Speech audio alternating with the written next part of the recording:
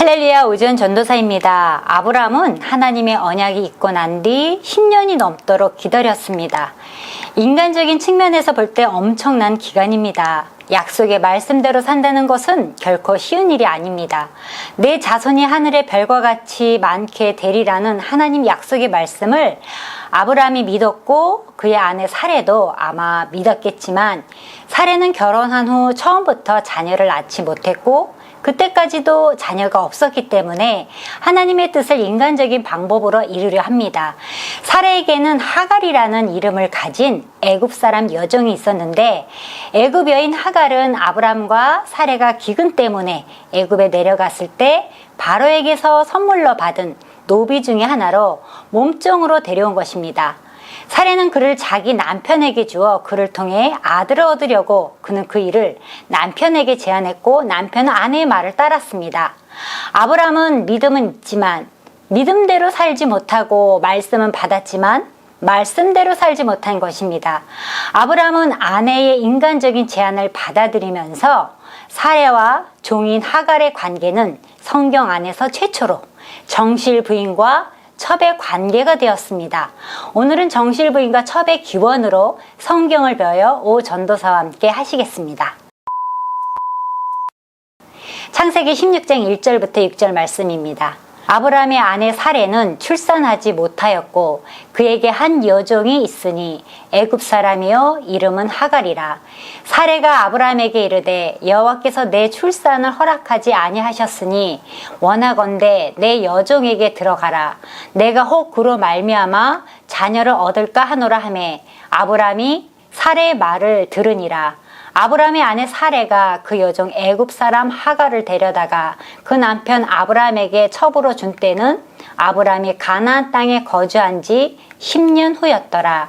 아브라함이 하갈과 동침하였더니 하갈이 임신함에 그가 자기의 임신함을 알고 그 여주인을 멸시한지라. 사레가 아브라함에게 이르되 내가 받는 모욕은 당신이 받아야 옳도다. 내가 나의 여종을 당신의 품에 두었거늘 그가 자기 임신함을 알고 나를 멸시하니 당신과 나 사이에 여호와께서 판단하시기를 원하노라. 아브라함이 사레에게 이르되 당신의 여종은 당신의 수중에 있으니 당신의 눈에 좋을 대로 그에게 행하라 하매 사레가 하갈을 학대하였더니 하갈이 사레 앞에서 도망하였더라. 1절에 아브라함의 아내 사레는 출산하지 못하였고 라는 장애물을 언급하는데, 하나님의 거듭된 약속에도 불구하고 사레가 늙도록 아이를 갖지 못한 것은 신앙생활의 한 갈등 요인이었을 것입니다. 더군다나 2절에 여호와께서 내 출산을 허락하지 아니하셨으니 말한 것은 하나님께서 자신의 태를 닫으셨다는 뜻으로 책임이 근본적으로 하나님께 있음을 단언한 말입니다. 물론 인간의 잉태를 주관하시는 분은 하나님이십니다. 사실 사레가 얼마나 임신을 기다렸겠습니까? 또한 지난 10년 동안 얼마나 하나님께 아브라함의 아기를 낳게 해달라고 얼마나 초조해가며 기도했겠습니까? 결국 75세까지도 아이가 생기지 않았으니 사레는 하나님의 약속이 자신으로 인해 이루어지지 않는다는 부담 속에서 인간적인 방법으로 자신의 남편에게 자신의 여종인 애굽 여인 하갈에게 들어갈 것을 먼저 제안합니다. 정식 부인과 달리 첩은 혼인한다기보다 드린다, 데려온다 표현을 쓰며 첩을 드리는 것을 축첩이라 하며 처와 첩을 합쳐서 처첩이라고 부릅니다. 속칭 세컨드라고 부르지만 사실 영어로 세컨드 와이프는 어디까지나 이혼이나 사별 후 두 번째로 맞이한 정식 아내로서 첩과는 다른 것입니다. 그러나 현재는 사회 통념적으로 애인이나 부인 이외의 외도 상대를 이르는 외로어로 받아들이고 있습니다. 히브리어로 첩이라는 원어 이샤는 아내라는 말입니다. 정실 부인 외에 데리고 사는 통상적으로 정실 부인보다 신분이 낮은 여자, 소실, 측실, 작은 집으로도 불리는데, 동양에서 황제나 왕의 첩인 경우는 대체로 후궁이란 단어를 사용했습니다. 왕실에서 첩을 둘 때는 자손의 번성함을 이유로 이를 미화하기도 했습니다. 이리하여 많은 사대부들이 공식적으로 본처와 여러 명의 첩을 거느렸습니다. 옛날 우리나라에도 시바지가 있었잖아요. 본 부인의 허락하에 남편이 다른 여자에게서 아이를 낳아오는 것, 그 여자가 시바지입니다. 본 부인의 입장에서 남편의 첩은 시앗이라 부르며 본 부인의 자식 입장에서는 서모라고 부릅니다. 결국 정실부인과 첩의 관계인 축첩은 1948년 대한민국 헌법 제정과 함께 공식적으로 폐지되었으나 한국 전쟁을 겪으며 관습이라는 것이 법이 바뀌었다고 쉽게 없어지는 것도 아니었으며 무엇보다도 전쟁 직후 돈이나 권세 있는 낭자들이 첩을 여러 명 두는 것은 여전했습니다. 이후로 축첩 관습이 사라진 것은 1960년대 군사정권이 들어서고 박정희 대통령 때 구하게 타파라는 명목으로 공무원, 경찰 중 축첩자에게 파면 등의 중징계를 내리기 시작하면서 1960년대 이후로는 축첩이 범죄라는 인식이 지배적인 것이 되면서 비로소 사라졌습니다. 그러나 아브람 당시의 중동 지역에 기원전 2100년부터 내려온 우르남무법과 기원전 1800년부터 내려온 함무라비 법이 있습니다. 이 글에 의하면 자식이 없는 부인이 그의 몸정을 통해 자식을 낳을 수 있으며 그 경우 산모는 신분 상승의 어떤 혜택을 받지 못하는 것으로 기록되어 있습니다. 아마도 이 관습이 적용되었을 것입니다. 오늘 본문이 있기 전 창세기 12장부터 15장을 보시면 하나님께서는 아브람에게 적어도 3번 이상 나타나 아브람의 씨를 약속하셨습니다. 처음 나타나셔서 아들을 약속하신 때는 아브람이 하나님의 말씀을 믿음으로 갈대 우르를 떠나 마침내 가나안 땅에 들어갔을 때입니다. 그때 여호와께서 믿음으로 행한 아브람에게 나타나 창세기 12장 7절에서 말씀하십니다. 여호와께서 아브람에게 나타나 이르시되 내가 이 땅을 내 자손에게 주리라. 두 번째는 아브람과 롯이 둘로 나뉘어져 생활해야 할 상황에서 롯을 먼저 보낸 아브람에게 여호와께서 나타나 약속하셨습니다. 창세기 13장 14절 15절에 너는 눈을 들어 있는 곳에서 북쪽과 남쪽 그리고 동쪽과 서쪽을 바라보라. 보이는 땅을 내가 너와 내 자손에게 주리니 영원히 이르리라. 그랬습니다. 세 번째는 아브라함이 자신의 훈련된 종 318명을 데리고 믿음으로 4개 나라의 연합군을 이기고 오직 믿음으로 살렘 왕 멜기세덱과 언약을 한 후 가나안 땅으로 돌아올 때 이때 여호와께서 아브라함에게 이상 중에 나타나셔서 언약을 맺으셨습니다. 그때 아브라함이 창세기 15장 2절에서 3절에 이렇게 질문합니다. 아브라함이 이르되 주 여호와여 무엇을 내게 주시려 하나이까? 나는 자식이 없사오니 나의 상속자는 이 다메섹 사람 엘리에셀이니이다. 아브라함이 또 이르되 주께서 내게 씨를 주지 아니하셨으니 내 집에서 길린 자가 내 상속자가 될 것이니이다. 이에 대한 하나님의 대답이 4절과 5절에 나옵니다. 여호와의 말씀이 그에게 임하여 이르시되 그 사람이 내 상속자가 아니라 내 몸에서 날 자가 내 상속자가 되리라 하시고 그를 이끌고 밖으로 나가 이르시되 하늘을 우러러 무뼈를 셀 수 있나 보라. 또 그에게 이르되 내 자손이 이와 같으리라 그랬습니다. 그러자 아브라함이 여호와를 믿으니 여호와께서 이를 그의 의로 여기셨다고 하셨습니다. 하지만 창세기 16장에서 아브라함은 불신자와 다를 바가 없는 모습입니다. 아내가 자꾸 불신앙적인 말을 하면서 권면하니까 아브라함은 들을 수밖에 없었던 것입니다. 불신앙의 말을 하는 사람과 같이 있으면요, 갖고 있던 믿음마저 싹 사라집니다. 그리고 믿음이 있는 사람하고 사귀어 자꾸 믿음의 말을 들으면 자연히 믿음이 강해지는 법입니다. 그러나 아무리 사랑하는 아내의 제안이라 하더라도 거절할 것은 거절해 했었는데 아브라함은 우리와 같이 연약함을 가진 자였음을 알게 됩니다. 우리가 연약한 순간을 겪을 때에 하나님께서 해결 방법을 주시기 전 다른 더 쉬운 방법들이 우리를 유혹합니다. 이러한 방법들은 믿음의 방법이 아닌 경우가 대부분입니다. 하나님의 언약의 그 성취를 바르게 얻기 위해 인간적 노력을 더하는 것은 현재 자신이 겪고 있는 문제를 더 복잡하게 합니다. 아브람도 예외는 아니었습니다. 아브람의 아내 사레가 그 여종 애굽 사람 하갈을 가져 그 남편 아브람에게 처벌어 준 때는 아브람이 가나안 땅에 거한 지 10년 후였습니다. 아브람이 75세에 가나안 땅으로 들어와서 10년이 지났으니까 85세가 된 것입니다. 따라서 아브람이 유혹에 빠진 이유는 세 가지입니다. 첫째, 하나님의 약속을 받은 후 시간이 오래 흘렀기 때문입니다. 지금까지 3번 이상 거듭 말씀하신 하나님의 약속을 믿고 기다리는데 아브람도 늙었고 사레도 늙어 생리적으로 잉태가 불가능한 상황입니다.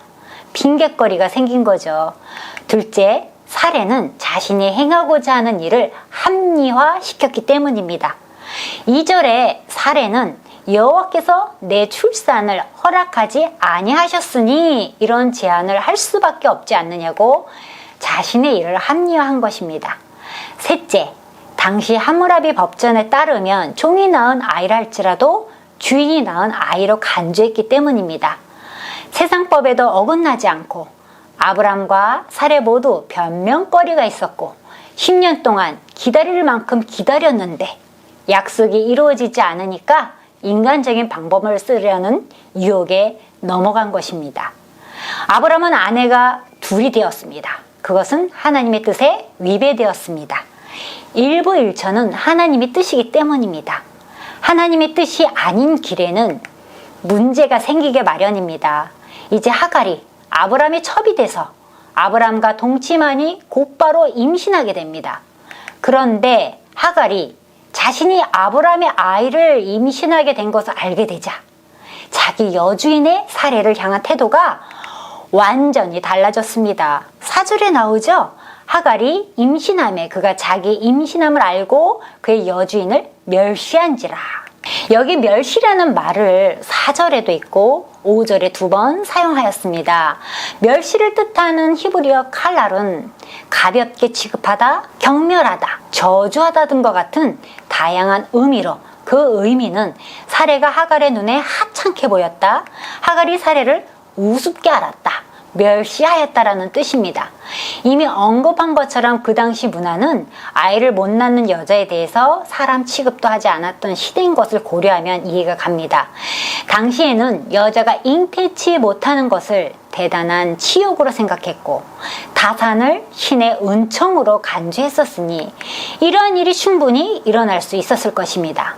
결국 사례는 자신의 계책에 자신이 얽매이는 비참한 꼴을 당한 셈인데 이는 정실부인과 첩의 관계에서 오는 폐단과 비극의 한 예라 할 수 있습니다.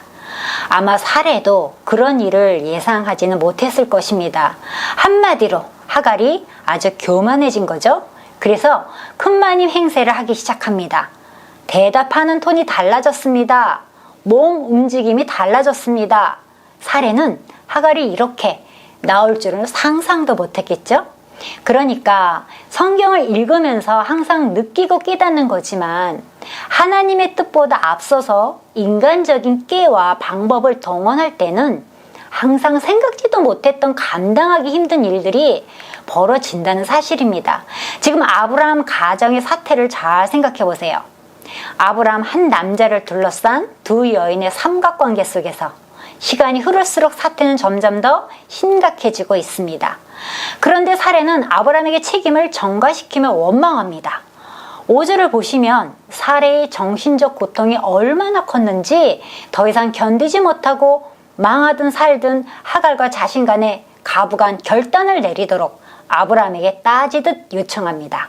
5절입니다. 사례가 아브라함에게 이르되 내가 받는 모욕은 당신이 받아야 옳도다. 내가 나의 여종을 당신의 품에 두었거늘 그가 자기 임신함을 알고 나를 멸시하니 당신과 나 사이에 여호와께서 판단하시기를 원하노라. 지금 이 장면은 성경 기록이 유화적이라 그렇지 아브라함과 대판, 부부싸움하는 장면입니다. 여기서 사례가 내가 받는 모욕이라고 했는데 이 모욕은 히브리어로 하마스입니다. 그 뜻은 견디기 힘든 굴욕을 주다, 거칠게 대하다, 인간 취급도 안 한다, 그런 뜻입니다. 그러니까 생각해 보세요. 종인 하갈에게 주인 사레가 이런 취급을 받았다는 거예요. 그래서 그런 모욕은 직역하면 그것은 당신 탓이다 입니다. 말하자면 중간에서 당신이 잘했어야 했다는 것입니다.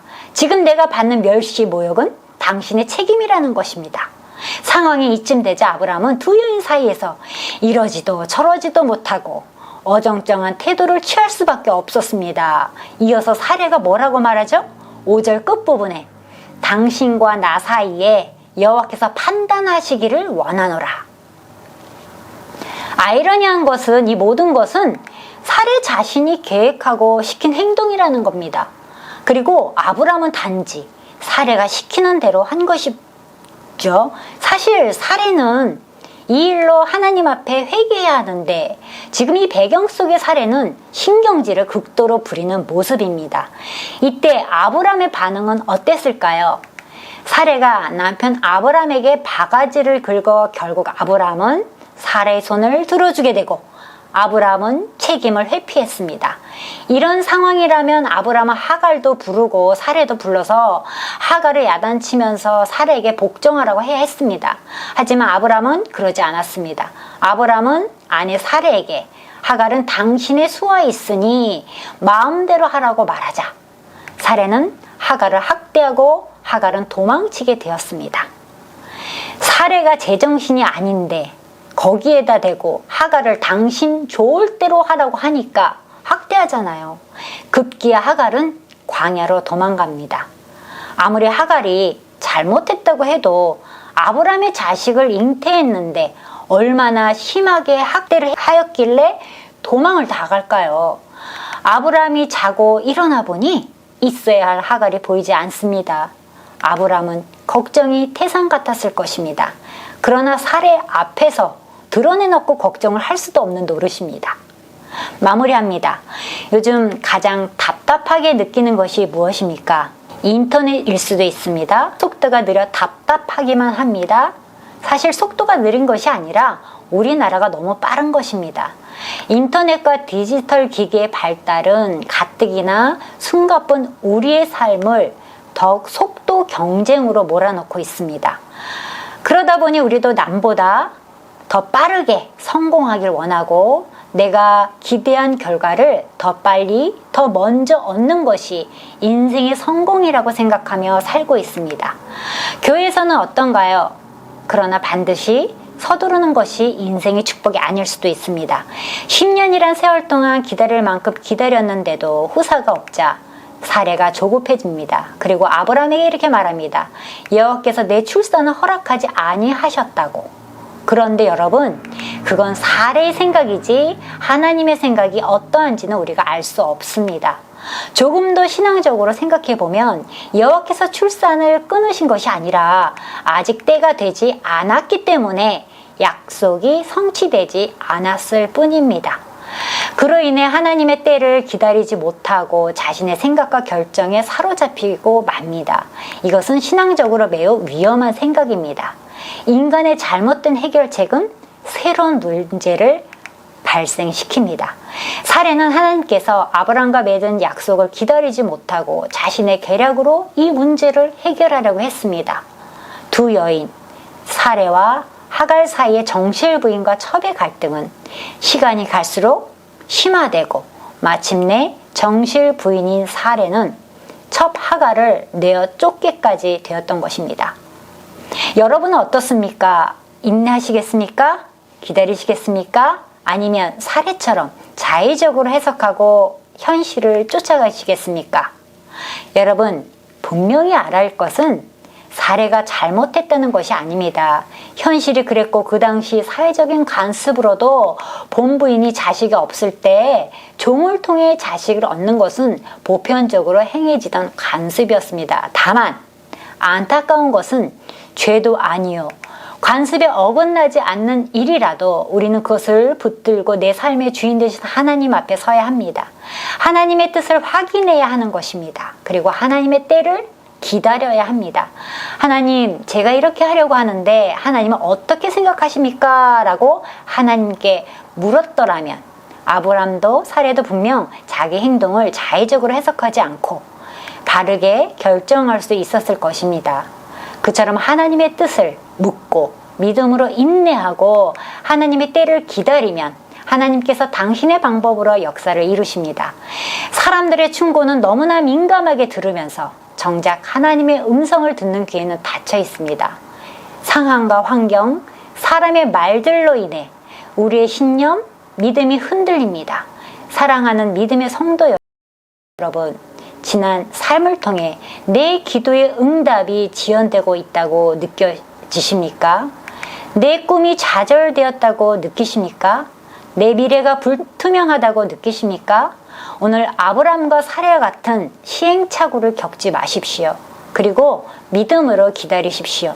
그러면 하나님께서 당신의 때에 우리의 필요함을 공급해 주실 것이고 우리는 하나님의 약속을 붙들고 주님께 영광을 돌리는 삶을 살 수 있을 것입니다. 샬롬.